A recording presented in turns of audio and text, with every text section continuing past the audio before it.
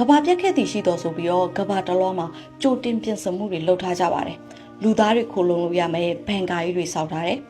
နောက်ကဘာတဲ့အတွက်အသင့်ရှိနေဖို့ပြင်ဆင်ထားကြတယ်အဓိကပြင်ဆင်ကြတာကအပင်မျိုးစေ့တွေ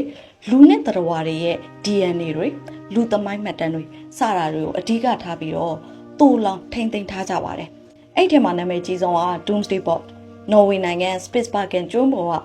Plattiket တောင်ပေါ်မှာရှိပါတယ်။ Doomsday Bot က Plattiket တောင်ရဲ့အတွင်းပိုင်းထဲကိုတူးထားပြီးတော့အပင်မျိုးစေ့တွေကိုထိမ့်သိမ်းထားတဲ့မြေတိုက်ခန်းကြီးတစ်ခုပါ။ဥရုယာတိဖောက်ပြန်ပြီးတော့ကဘာကြီးပြက်ခဲ့ရင်နျူကလ িয়ার စစ်ပွဲတွေထဖြစ်ခဲ့ရင်ယောဂဗျာကပ်ပြီးစိုက်လာခဲ့ရင်ဥက္ကဗျာကဝင်တိုက်ခဲ့ရင်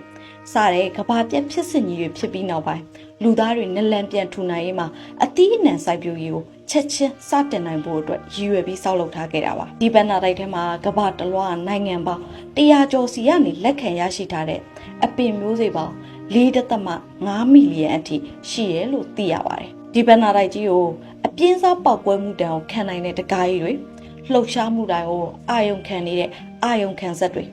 လေလုံးပိတ်ထားတဲ့တကားအဆင့်ဆင့်တွေနဲ့ကာကွယ်ထားပါတယ်နော်ဝေနိုင်ငံမှာနောက်ထပ်ဘန်နာတိုက်တစ်ခုရှိပါသေးတယ်The Arctic Water Archive AWA ဖြစ်ပြီးတော့ဒီဘန်နာတိုက်ထဲမှာကြတော့သမိုင်းကြောင်းအမွေနှစ်တွေယဉ်ကျေးမှုတွေနိုင်ငံရေးကဘာရေးသမိုင်းမှတ်တမ်းတွေသိပ္ပံပညာရေးဆိုင်ရာသုတေသနမှတ်တမ်းတွေအားလုံးကိုတုံ့ပြီးထားပါတယ်ဒီဘန်နာတိုက်ကို Pickle ဆိုတဲ့ technology company တစ်ခုကဦးစီးစီမံတာပါမှတ်တမ်းတွေကိုဘယ်လိုသိမ်းဆည်းထားလဲဆိုရင်တော့ Pickle Fin ဆိုတဲ့ဖလင်ပြားနဲ့သိမ်းဆည်းထားတာပါ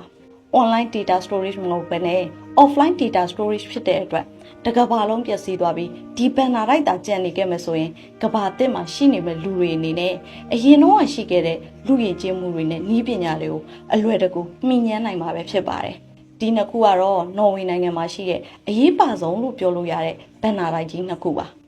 နောက်တစ်ခုကကဘာအနှံပြားမှာရှိနေတဲ့ DNA ဘန်နာတိုက်ကြီးတွေပါကဘာလူဦးရေကအကြောင်းတစ်ခုမဟုတ်တစ်ခုကြောင့်ပြိုပြက်သွားခဲ့ရင်ဒါမှမဟုတ်အပင်နဲ့တရဝါကွဲပြားစုံလင်မှုခေါ် biodiversity ကိုပြန်လည်ထူထောင်ဖို့ဖြစ်လာခဲ့မယ်ဆိုရင်ဆိုတဲ့ရည်ရွယ်ချက်တွေနဲ့အခုလို DNA နဲ့ biological sample တွေကိုတူလောင်ထားတာပဲဖြစ်ပါတယ်ဒီဘန်နာတိုက်ထဲမှာဆိုရင်လူအပင်နဲ့တိရစ္ဆာန်တွေရဲ့ DNA နမူနာတွေ